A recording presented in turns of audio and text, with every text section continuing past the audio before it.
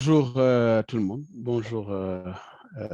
Je voudrais d'abord vous remercier pour l'invitation qui a été faite à la FAO.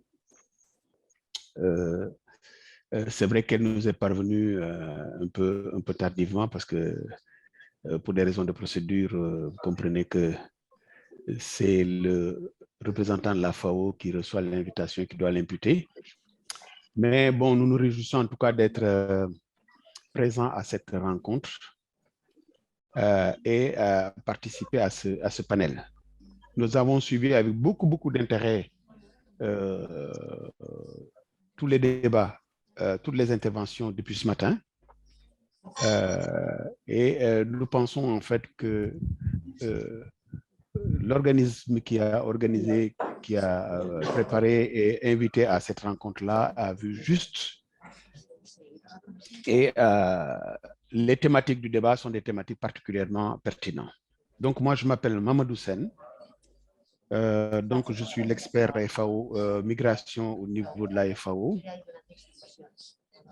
Donc, j'appuie les différentes interventions de la FAO sur les questions migratoires en lien avec l'agriculture, le développement rural et l'emploi des jeunes au niveau du Sénégal, mais également à l'échelle sous-régionale. Ce que je vais vous proposer aujourd'hui, c'est davantage une présentation de ce que la FAO fait dans le secteur de la migration, étant entendu que, comme vous le savez tous certainement, le cœur de métier de la FAO, ce n'est pas la migration. Du reste, on nous pose souvent la question de savoir qu'est-ce que vous, FAO, vous faites dans le secteur de la migration.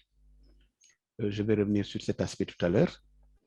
Si vous le permettez, je vais peut-être partager mon écran. Je vais peut-être partager mon écran comme ça.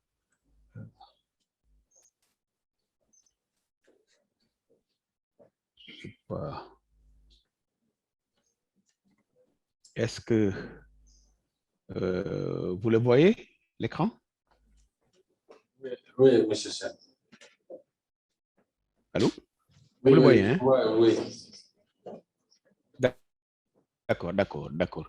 Je voudrais dire aussi que pour moi, c'est un très grand plaisir de partager un panel avec mon illustre jeune frère, le professeur Ali Tandian, avec lequel je me retrouve souvent autour de questions de débat et d'échanges sur les questions migratoires. Je salue, comme d'habitude, la qualité de ses interventions, la profondeur de ses interventions. Et naturellement, je me réjouis aussi d'avoir partagé un panel avec quelqu'un que j'aime profondément, Baba Mal, pour sa musique, pour son originalité, pour son ancrage culturel et sociologique. Et c'est quelqu'un qui est pour nous une très grande fierté.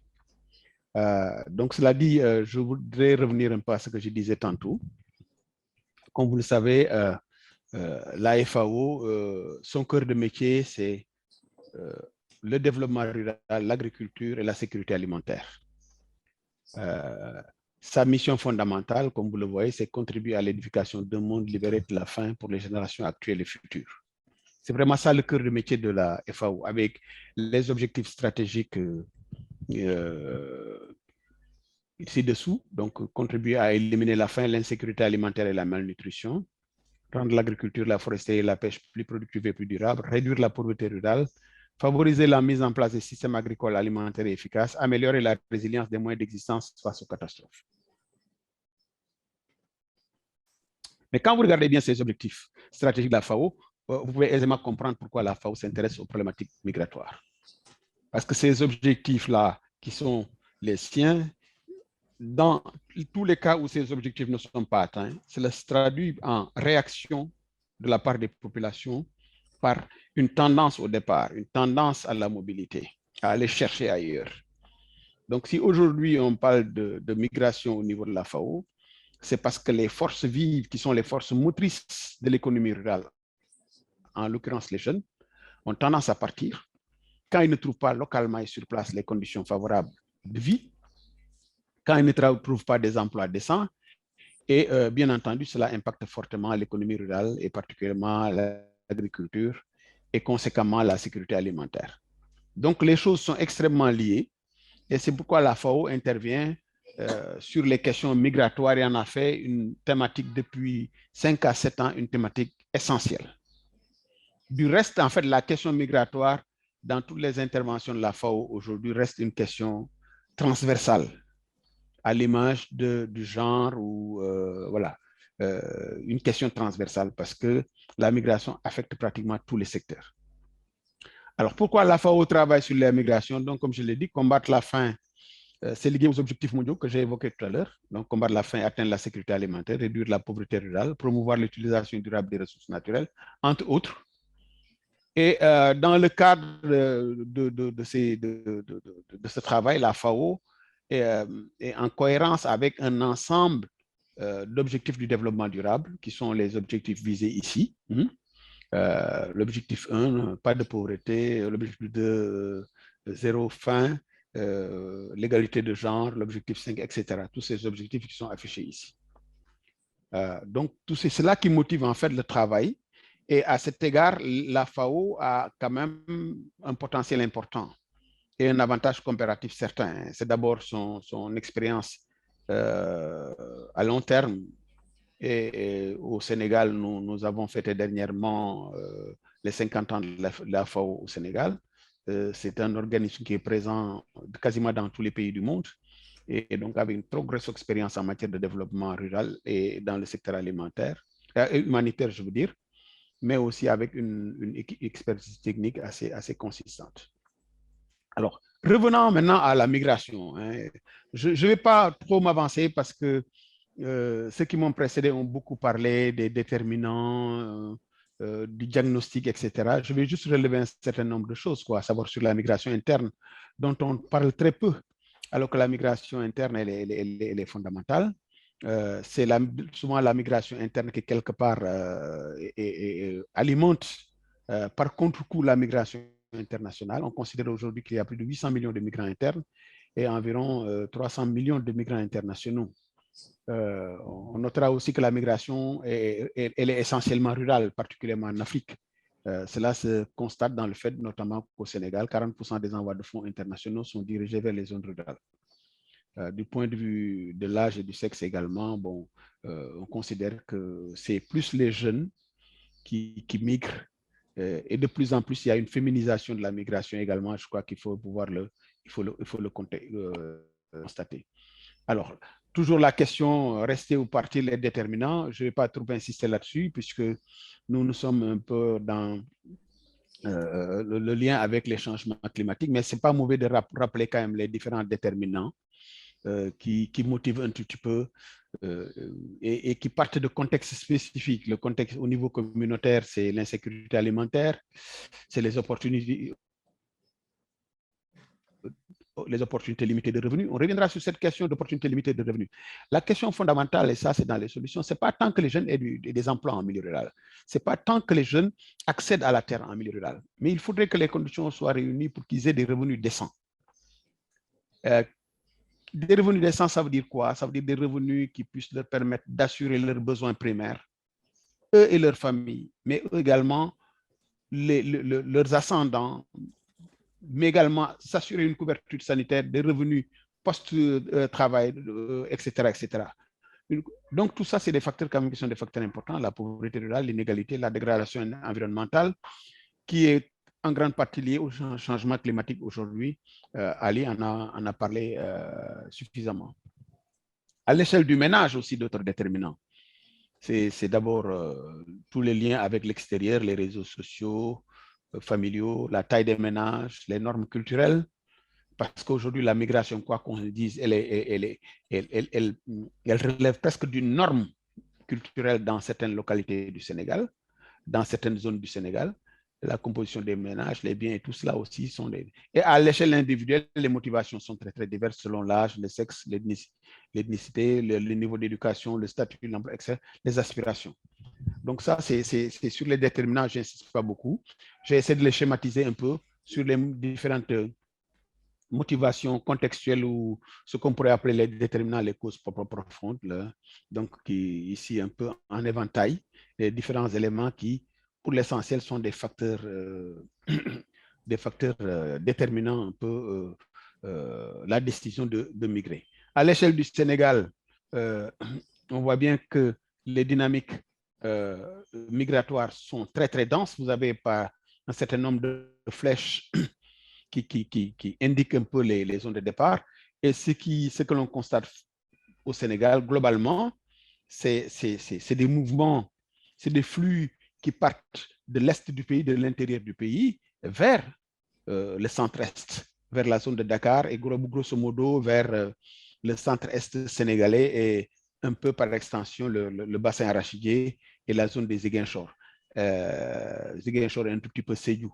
Mais nous avons beaucoup plus de régions qui sont vraiment des régions pourvoyeuses de migrants, que ce soit des migrants internes, mais également des migrants internationaux. Du reste, on l'a tous constaté. Disons, les dynamiques de départ ont quelque peu évolué depuis quelques années. Si traditionnellement, depuis les années 50, les départs vers l'étranger notamment se faisaient depuis, grosso modo, le Fouta et le Bundu, un peu pour l'essentiel, un tout petit peu la zone centre. Il y a eu dans les années 80 des flux massifs à partir du bassin arachidier, Diourbel, Louga principalement, mais et Dakar aussi naturellement, surtout les banlieues de Dakar. Et depuis les années 2000, on le sait tous, qu'il y a de nouvelles zones de départ, surtout à destination disons, par voie terrestre. C'est toute la zone sud de Kolda, Sédhiou, mais également la zone de Tambacounda qui ont alimenté fortement les flux et les itinéraires transsahariens. Sans compter que bon, les itinéraires atlantiques, transatlantiques, sont des itinéraires qui ont été toujours alimentés à la fois depuis l'intérieur du pays, mais aussi depuis Dakar, où quand même sévit aussi des contraintes, sévissent des difficultés d'existence fortes, notamment sur les jeunes qui ont tendance à partir. Donc, ces flux, on les voit bien. Alors, toujours sur les causes profondes, hein, ça c'est aussi un schéma juste que j'ai fait pour montrer. Globalement, c'est des conditions de vulnérabilité qui peuvent être éclatées maintenant en différentes conditions liées aux facteurs naturels, aux facteurs humains, aux facteurs de politique, etc. Alors, pourquoi la FAO insiste vraiment sur le rôle clé de l'agriculture et du développement rural? C'est que nous constatons, disons, projetons que d'ici 2050, plus de la moitié de la population des pays les moins avancés vivra encore en milieu rural. Même s'il y a une urbanisation assez effrénée dans certains pays, d'ici à 2050, la moitié des populations seront encore des populations rurales, qui vivront de l'économie rurale. Les 3/4 des personnes souffrant de pauvreté extrême vivent de l'agriculture ou d'autres activités rurales. Pour le seul continent africain, 11 millions de jeunes entreront chaque année sur le marché du travail au cours de la prochaine décennie. Donc, l'agriculture et le développement rural sont essentiels pour un instant, monsieur Sen.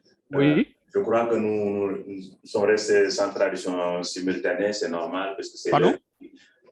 Non, nous ne sommes plus en traduction simultanée. Donc, je vais aviser aux gens que s'ils ne reçoivent pas la traduction simultanée, c'est parce que l'heure convenue avec cette équipe, c'était à 13h45. Et donc, nous vous remercions de passage du beau travail fait et pour la réceptivité. Et espérons compter avec eux aussi dans de prochaines éditions. Merci à vous, toute l'équipe de traduction simultanée. Et bon, ce qui reste, ceux qui ne dominent pas le français doivent s'approcher à celle qui le domine pour qu'il passe la traduction de bouche à oreille. Ok. C'est vous le prenez. Ok, merci à vous. Donc, en fait, je disais que pour la FAO, en tout cas, l'agriculture et le développement rural sont essentiels pour fournir aux populations rurales, en particulier aux jeunes ruraux, une alternative à la migration. Donc, la FAO a beaucoup inscrit ses orientations depuis quelques années sur la nécessité de créer des opportunités d'emploi décents pour les jeunes en milieu rural. Parce que la seule alternative à la migration aujourd'hui, c'est cela. Comment aujourd'hui amener les jeunes à bénéficier d'opportunités au niveau local, chez eux, dans leur famille, mais sur la base d'activités suffisamment incitatives, suffisamment rémunératrices pour créer pour eux vraiment les conditions. D'autant plus que vous le savez, aujourd'hui, avec l'extension de l'électricité, avec les réseaux sociaux, avec l'ouverture, la mobilité, les infrastructures de mobilité aujourd'hui, le hiatus qu'il y avait entre le rural et l'urbain, ce hiatus, il s'est fortement resserré. Aujourd'hui, le jeune rural, il vit comme le jeune en milieu urbain. Il a les mêmes aspirations que les jeunes en milieu urbain. Il a besoin d'électricité, il a besoin de regarder la Premier League comme tous les autres, le samedi et le dimanche. Il a besoin d'accéder aux réseaux sociaux.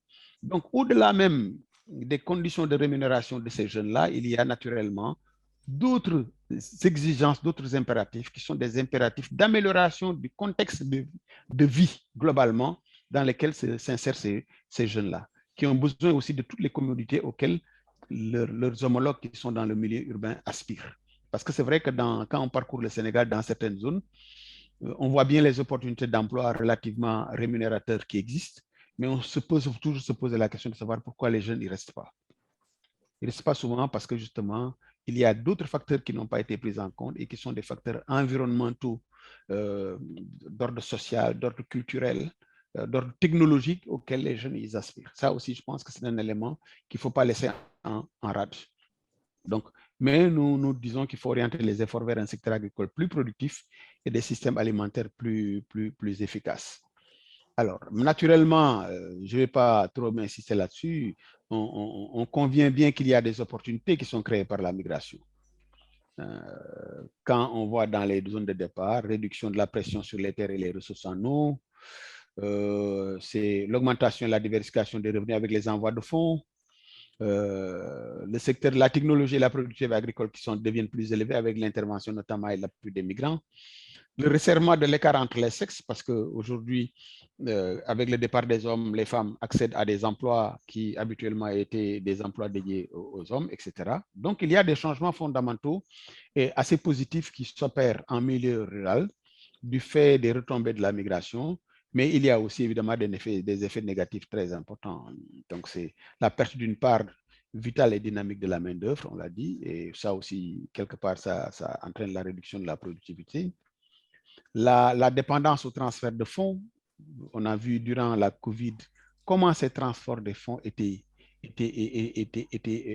constituaient un élément vital, essentiel pour la survie des populations. Et nous avons d'ailleurs eu l'agréable surprise de constater que malgré les restrictions, les conditions de travail qui sont devenues plus dures dans le nord, dans les pays d'accueil au nord, les envois de fonds pour l'essentiel n'ont pas beaucoup baissé. Et par endroits même, ces envois de fonds ont semblé avoir augmenté. Probablement parce que là, nous devons vraiment saluer la diaspora. Elle a un gros souci du bien-être des populations restées au pays. Et très probablement, elle a dû faire davantage d'efforts encore pour que, en dépit des difficultés vécues durant la COVID en Europe, en Amérique, ailleurs, que les populations laissées au pays vivent dans de bonnes conditions. Mais on a aussi dans les effets négatifs, c'est le vieillissement et la féminisation des populations rurales. Parce que souvent, ce sont les hommes qui partent, et les jeunes hommes surtout. Bon, des stratégies d'adaptation négatives, hein, ce qui reste avec surtout la dépendance, et le travail des enfants, etc. L'augmentation des inégalités sociales. En interne, à beaucoup de villages aujourd'hui, il y a quand même un accroissement du fossé entre les familles, entre ceux qui reçoivent, ceux qui ne reçoivent pas, etc. Ça aussi, c'est des facteurs. Alors, partant de tous ces constats, de tout ce travail-là, la FAO a initié un certain nombre d'interventions, d'initiatives. Donc, elle travaille sur toutes les formes de migration. Nous travaillons sur les formes de migration. Et concrètement, on a travaillé sur une production de connaissances, notamment en abordant les causes profondes de la migration. La FAO s'inscrit aussi dans l'exploitation du potentiel de la migration. Je vais revenir là-dessus tout à l'heure. Sur la construction de la résilience des ménages ruraux, sur une meilleure gestion de la migration des main-d'œuvre, sur la prévention de conflits. Je vais revenir un peu sur ces différents aspects. Je vais avancer un peu.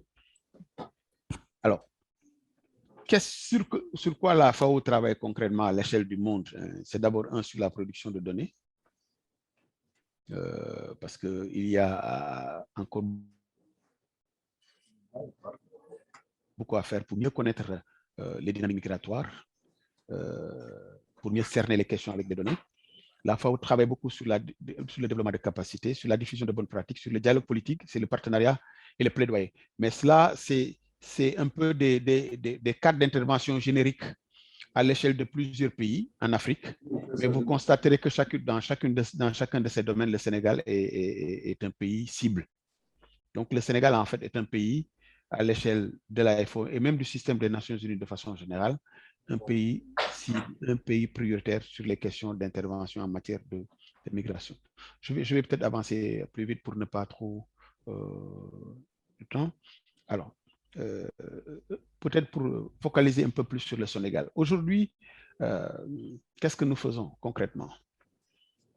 Nous intervenons au Sénégal, à l'échelle du Sénégal, avec deux petits projets. Un projet dit renforcer la capacité à exploiter les effets positifs de la migration et un autre projet promouvoir l'emploi décent et l'intégration socio-économique des migrants de retour dans les zones rurales dans le contexte de la COVID-19 et au-delà.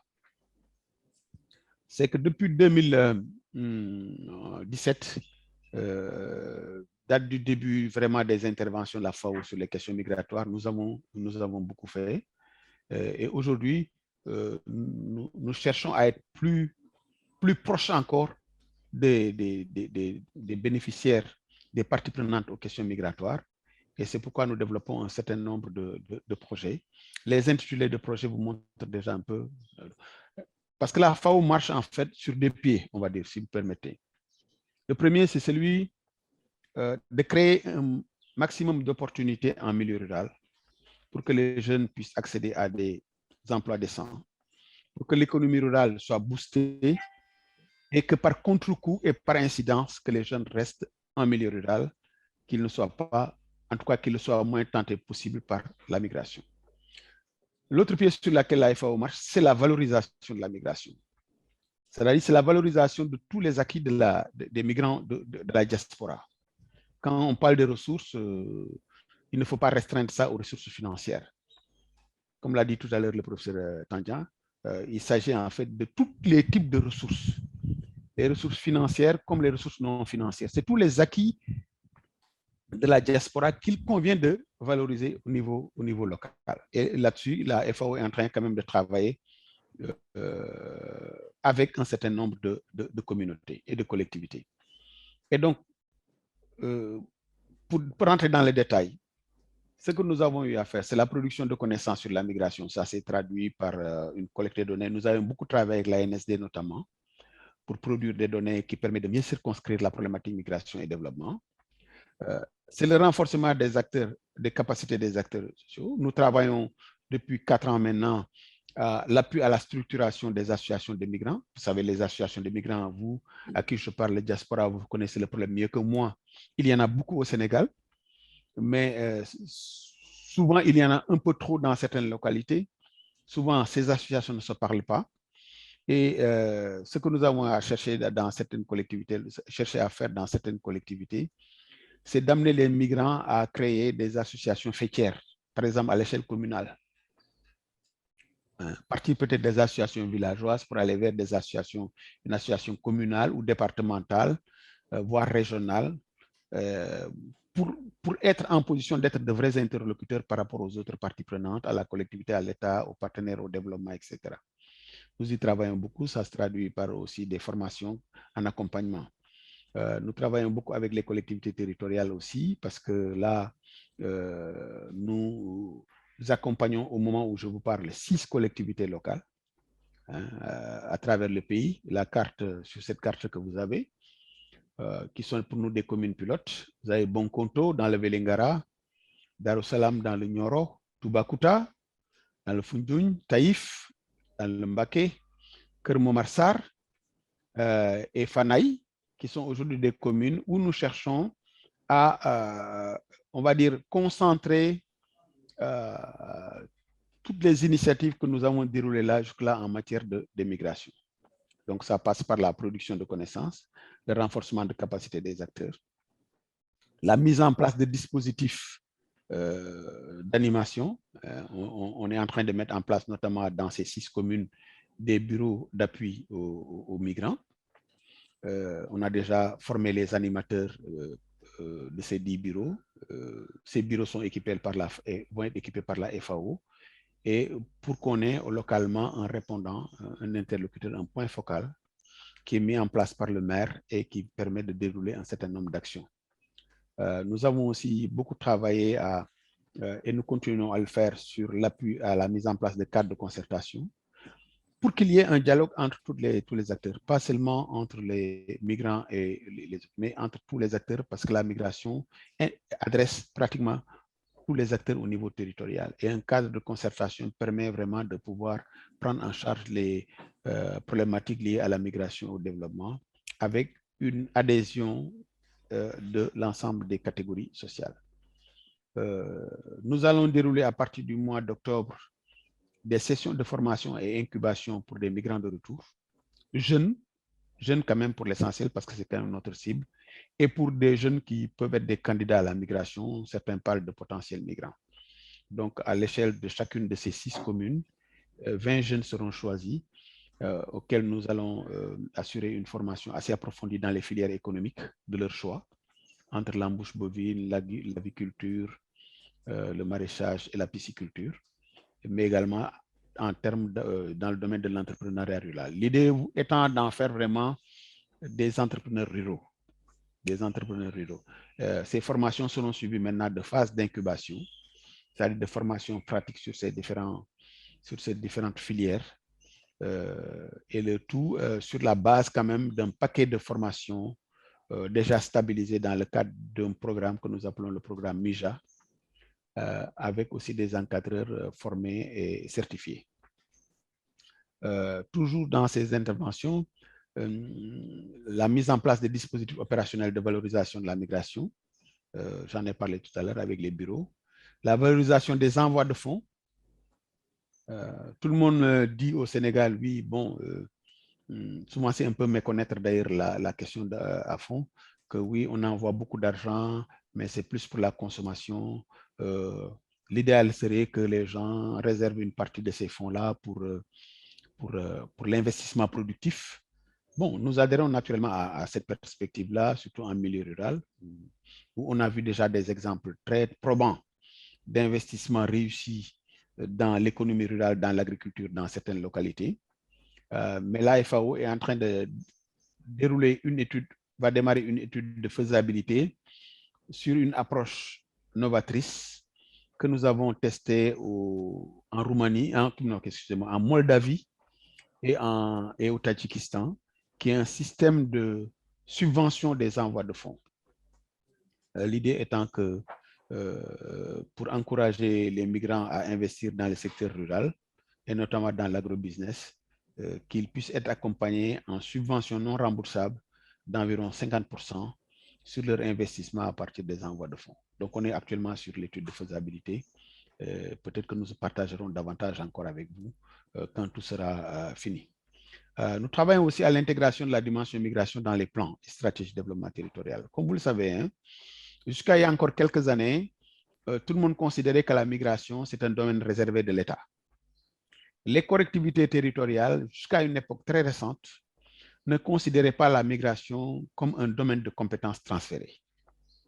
Et vous le savez, vous de la diaspora, que pendant très longtemps, les collectivités territoriales, les mairies, les départements, les régions, puis les départements aujourd'hui, sont restés en marge de la prise en charge des questions de migration, considérant que tout relevait de l'État. Aujourd'hui, avec l'acte 3 de la décentralisation et les innovations introduites qui poussent justement les collectivités à s'inscrire dans le développement économique, pas seulement le développement social, le développement économique territorial. Aujourd'hui, il y a de plus en plus d'appropriation des questions migratoires par les collectivités. Et à cet effet, nous avons beaucoup travaillé à mettre en place des mécanismes, des instruments permettant l'intégration de la dimension migration dans les plans et stratégies de développement territorial. Ça aussi, c'est un domaine dans lequel nous travaillons. Nous travaillons et nous accompagnons les populations. Donc, l'approche pilote sur laquelle nous sommes aujourd'hui devrait très bientôt être en phase opérationnelle. Et nous comptons beaucoup sur les résultats que nous espérons probants pour envisager de passer à l'échelle pour d'autres collectivités territoriales. Mais nous pensons que toutes nos interventions gagneraient pour s'inscrire dans la durée à développer des approches territoriales. Donc, en mettant en avant les acteurs territoriaux, institutionnels comme non institutionnels. Bon, voilà, je n'ai pas trop insisté sur le rapport avec le changement climatique parce que dans les déterminants, les changements climatiques sont fondamentaux. Et puis, bon, Ali en a beaucoup parlé, donc j'ai préféré un peu aller pour insister davantage sur ce que la FAO, en tant qu'agence des Nations Unies, fait aujourd'hui sur les questions migratoires. Étant entendu que l'agence dédiée vraiment à la migration dans le système des Nations Unies, c'est l'OIM. L'OIM qui s'occupe un peu plus en tant dont toute l'activité est dévolue à la migration. Mais nous, au niveau de la FAO, la migration, elle s'entend dans son lien avec le développement rural, avec l'agriculture et avec l'emploi des jeunes. Ils sont pour nous des créneaux particulièrement importants. Voilà, mesdames et messieurs, c'est allé un peu plus vite, mais bon, le temps presse peut-être. Donc, je suis disposé à prendre vos questions. S'il y a des aspects que je n'ai pas abordés, je suis tout à fait disposé à apporter davantage de clarification. Je voudrais juste peut-être pour terminer dire que notre intervention ne s'arrête pas à ces 6 communes pilotes. Notre intervention, elle se fait sur le niveau national. Mais pour les initiatives de regroupement, disons, comment on l'appelle encore, de valorisation de tous nos acquis en matière d'immigration, nous sommes allés vers des communes qui sont sensibles à la migration pour voir un petit peu comment construire au niveau de ces communes une approche intégrée et globale pour la prise en charge de la migration et le développement. Merci. Merci à tous. Merci bien. Merci, M. Sen, pour l'intervention et nous vous assurons